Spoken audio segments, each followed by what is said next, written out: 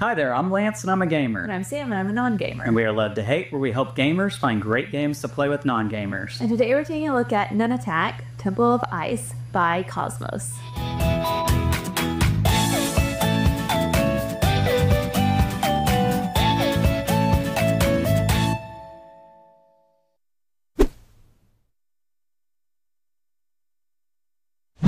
Nunatak, Temple of Ice is going to be a game in which you and the other players are going to be constructing a 3D temple made out of these translucent colored blocks, or as the game would have you to believe, ice. Now with this game, it's very simple. You're going to have 3 parts of your turn, but there's lots to think about on each of these different parts. But it's a very simple, straightforward kind of game. Has a lot of depth to it, although it being very straightforward, and there's a lot of ways that you'll be scoring points. This is a point salad kind of game. Has some spatial elements to it, some set collection elements. Let's go down to the table where I'll show you how this one works, and then we'll come back and share thoughts on it as a gamer and non-gamer. Alright, I have Nunatak on the table. Let me show you all about this ice temple building game. Now, for components for this game, what you're going to have lots of these tiles that make up the playing area. You're going to have a 5x5 grid of these out here. Now, the ones that are out here that you see, they're going to be your level 1 tiles, and you'll shuffle these up, and they'll be out here randomly, so this is going to be different every time you play the game. And this is bordered around by these puzzle-like pieces that stick together, that form not only the frame, but also the score track, as well as each player's own individual architect track, which is way down here at the bottom of your frame. You do have little knickknacks and pieces to help you keep track of your score. Players are going to have their own set of cubes and their player color. You're going to have lots of these. I only have a handful out here, but you've got different colors for each of the different players in the game. You do have lots of cards in this game. You do have extra tiles, level 2 tiles, level 3 tiles, level 4 tiles, and you do have this pyramid topper that you'll be placing on top of the pyramid at the end of the game. You do also have some really nice player aids that are double-sided that they really do a good job of explaining everything about the game. Speaking of that, let's talk about how this game works. Now, there are going to be a small market of 5 cards available for you to draw from, starting with the 1s, the 2s, the 3s, and the 4s. And you'll draw a card from that small market, and it'll determine where you get to place one of your blocks out here and how you'll score points. But the cards are really pretty much the most important part of this game, so let's talk about the different types of cards. The first type of card you have are going to be the Artisans, and they are going to come in 3 different variations, as denoted by the different icons in the top left. Now, with the Artisans, what you're trying to do is you're trying to not only get a full set of 3, because that's going to give you points, but you're also wanting to try to get as many of one particular type as you can, because the more of one particular type that you get, the more points you get for that set. So you want to try to get complete sets, but you also want to try to get lots of the same one as well. Whenever you draw an Artisan card, you will not only keep it in front of you in your playing area, grouping them up by type, but that will also determine where you get to place your block, placing it on one of the Artisan tiles as denoted by this icon right here. That is the Artisans. So next we're going to talk about the Sculptors, and the Sculptors are going to have this icon on them, and they work very similar to the Artisans in the sense that the more Sculptors you get, the more points you're going to get for them at the end of the game. And as you might guess, if you draw a Sculptor card, you're going to have to place on top of a Sculptor tile. I do want to point out real quick that on these tiles, they do have these little cutouts, and that helps for the extra little ridge on the bottom of these ice blocks, because they stick right in there and they're not going to slide around. So that's really nice. It really helps when you're building a 3D pyramid, as you'll be doing in this game. So those are the Sculptors. Let's talk about the next type of card, which are going to be the Beast of Burden. Now, Beast of Burden cards, the way you're going to get points for these, it's going to be the number of cards that you have of these at the end of the game, multiplied by the number of icons on all of the Beast of Burden. So in this case, I've got 2 cards and 3 icons. That's 6 points. And yes, if you draw a Beast of Burden card, you have to place on top of a Beast of Burden tile. The next one we'll talk about are going to be those Architects. Now, I mentioned Architects earlier, talking about this track that's down here at the bottom. Every player has their own track. If you take an Architect card, what that's going to do, yes, you'll place on top of an Architect tile, but the way you're going to get points for your Architects you're going to be wanting to try to complete rows or columns, because every time you are the person who places the last block in a row or in a column, you'll advance one little tick on this track. And wherever you end up on this track, you're going to multiply that number. So say I get here to the 5, it would be 5 multiplied by however many architect cards I have. And so I want to try to advance as far on this track, but also have a lot of these cards. Now, if you're in between two numbers on the track, so between this 5 and 6 right here, if I'm right here, then I would have to go back down to the 5. And so I want to try to get fully on a number, not in between two numbers. The next type of card are going to be the builders. Now, whenever you take a builder card or an elder card, you're going to get an immediate benefit when you do it. Let's talk about the builders first. So the immediate benefit that you get with the builder is you will have to place on top of a builder tile, but you first get to swap any builder tile that doesn't already have a block on it with any other tile in the pyramid that doesn't already have a block on it. So say, for instance, I really wanted to go here because maybe I can complete a row or column there. Well, I can take an unoccupied builder tile and first swap out the tile that's in that spot where I want to go, placing that builder tile there, and now I get to be in that spot. In addition to that, the builders are going to give you points. If you have the most builders at the end of the game, you'll get 20 points. Otherwise, you'll get 2 points for every builder card that you have. And then the last one are going to be those elders.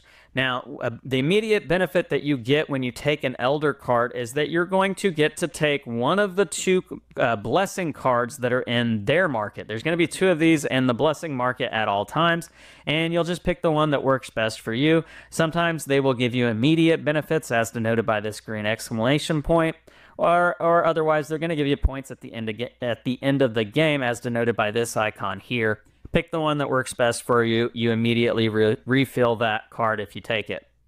In addition to that immediate benefit and placing your cube on top of an elder tile, you will then get extra points at the end of the game for these icons. So in this case, this is going to be those artisans and elders. And for every artisan or elder icon that you have on all the cards that you've collected by the end of the game, you'll get 1 point for every one of those icons. So the elders give you lots of nice points at the end of the game. So those are going to be the different types of cards in the game. But let's talk about where you want to place your cubes and why that matters. I already mentioned completing rows and completing columns, that advancing you on this track right here. But in addition to that, you will also be getting points for completing any 2x2 sections in the pyramid. So let's say, for instance, that the white player went there, the green player's gone there. On a previous turn, I went there, and now it's my turn again. And let's say I happen to go right here. I have completed this 2x2 area. Whoever has the most blocks in that 2x2 area, they're going to get 5 points. So in this case, I'm the blue player, I will get 5 points. Whoever has the second most, well, they'll get 2 points. And if it's a tie, they're going to share those points. Now, let's say that the green player also had 2 blocks, but I placed the last block to tie with them with two apiece. Whoever is the person who places the last block owns the tiebreaker. So in this case, I own the tiebreaker because I placed the last block. I'll be getting 5 points, whereas the green player will get 2 points. And yes, you can complete multiple 2x2 areas at the same time. So in this case, say I go right there. We've not only completed this one, but we've also completed that one. You'll score both the 2x2 blocks. You'll do it one after the other. And so that's how that whole process works. Now, whenever you do complete a 2x2 area, you will take a tile from the next level. You'll flip it over and you'll place it on top of those 4 blocks. And that will give you opportunities to be able to place your next block on one of these tiles. So for instance, the orange player can go here, but let's say the white player goes right here, because this is another way you can score points. If you place a block on top of a tile, you'll look at the 4 that support that tile, and for every one of yours that you have, you'll get 1 point for that. So white player, they would get 1 point for this block right here by placing this block right here. And again, you can complete rows and columns on this level, as well as completing 2x2 areas on this level to get more points. And the pyramid's just going to continue to get built this way, and naturally you'll just use the 3s. Whoa, I'm throwing them. You'll use the 3s to do the 3 level and the 4s to do the 4th level. And then at the end of the game, you'll want to look and you'll want to see how many of your tiles are visible on the outer edge of the pyramid, no matter what level they're on, because whoever has the most visible blocks on the outer area, well, that person's going to place the topper to finish the pyramid, and they will get 7 points for having done that. Now, all of that is how you're going to get your points throughout the course of the game, but then you'll score your sets at the end of the game, as I've already told you, with these cards. But in addition to that, you will get an extra 10 points for every complete set that you have of all the different types of cards in the game. And so you'll want to try to evenly get these cards to maximize those points. Now, that's how you play the game if you are doing a 3 or 4 player game, but let's talk about it real quick if you're playing 2 players. Because how that's going to work is you're going to divide up all of your tiles into, let's say I'm the blue player here. I'm going to take 2 of my tiles and 1 of a neutral player color. And so let's say in this case, the white player is not being used for this game. Let's say it's blue against green. And so for every 2 of my blocks, I have to take 1 of the white blocks. And how this is going to work is that on my turn, I can place any one of these blocks, meaning that I'm taking a turn either for myself if I'm placing a blue block, or for the neutral white player if I'm placing the white block. And I can do this in any order. I could do the white block first, I could do my 2 blue blocks on the first 2 turns and then the white block, or I could put the white block in the middle. But I have to use all 3 of these blocks before I get my next set of 2 white and 2 blue and 1 white. Hopefully that makes sense. Now, when I am placing the white block, that card is just going out of the game. I'm not getting the card that I take when I place the white block. So if I end up making the white player take one of these builder cards, well, then the white player would keep this card, and they're actually competing against me and the other person I'm playing against for that, having the most builder cards for 20 points at the end of the game. So you do got to be mindful of that, because the neutral player could steal that away from both of you if you're not too careful about that. But otherwise, that's how all of that would work. You just have to play this kind of mini game of timing when you want to make sure to kind of waste a turn by using the white player, because you're not getting anything for that when you want to play your 2 blocks. So it's kind of a fun little twist to the game. But anyhow, that is Nunatak.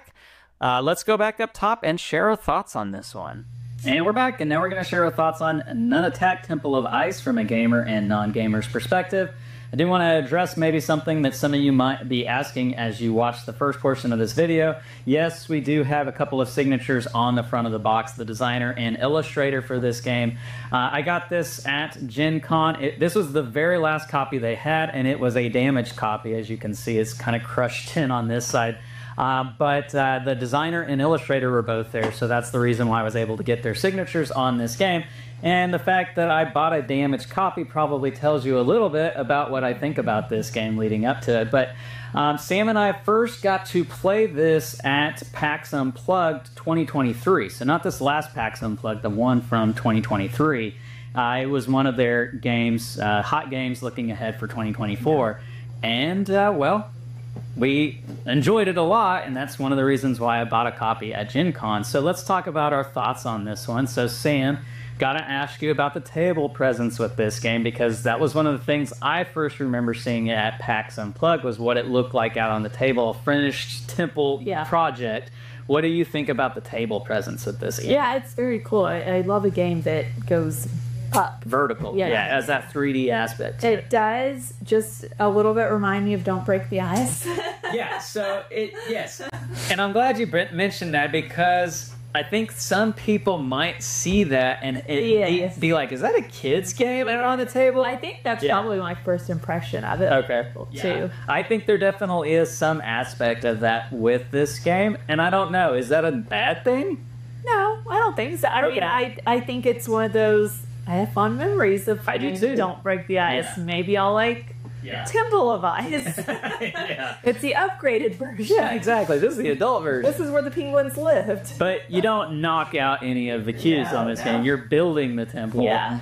Talk about the gameplay experience with this one, because as the back of the box would show you, it uses these little dots here to kind of give you an idea. There's planning, and it's got 4 out of the 5 dots filled in. And then point collecting is all the way filled in. Luck is 3 out of 5. So talk about the planning aspect doing well in this game, because I do feel like you do have to plan quite well in this game. And I feel like I'm not great at this game. Okay. I enjoy it, but I do have a hard time because there's the planning, the 3D building, and the point collecting. Yeah. So you need to figure out, where am I going? How's that going to benefit me in the long run? How's that going to be with my points? So there's a lot to think about. So you get better each time you play. This is definitely a game that you'll want to play more than once, more than a few times, to really kind of get an understanding of what the best moves are for you throughout it.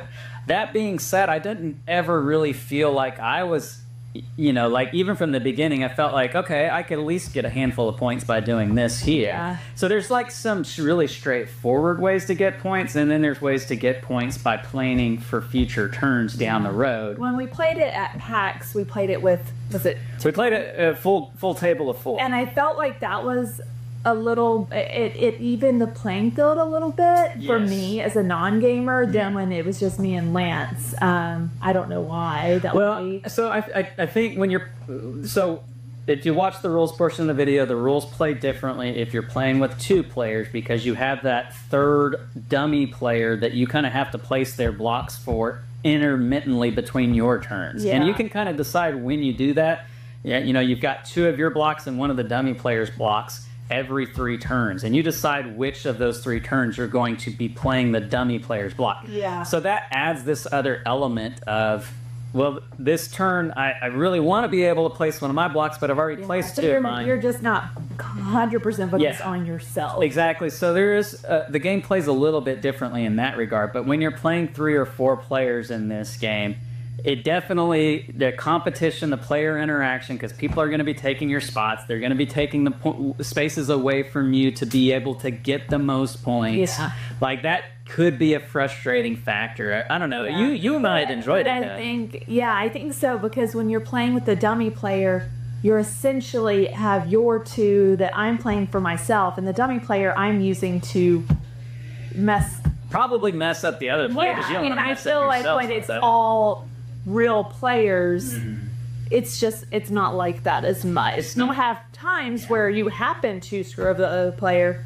but for the most part, everyone's just trying to get their points. Yeah, for sure. So I think that was the difference. Now, I really, really like how the cards and the set collection coincide with the placement on the tile. I felt like that was a really clever blend of those 2 mechanics. Yeah. And that sometimes I really need the card to complete my set, or I really need the card to give me the most points, but it's not the best spot out on the temple. And getting those best spots on the temple can really help me to get points right now, or boost my multiplier for the architects. Yeah. So that was a really clever way of balancing that out. I felt like there was a good tension there between, do I take this here, even though that's not the best card for me, or do I go for the better card because that's going to work for me long term? Yeah. Like, I thought that was great. So let's talk about pros and cons here with this game. So Sam, bullet point highlights that make this one work well for non-gamers. What would you say to that? What are the things that stood out?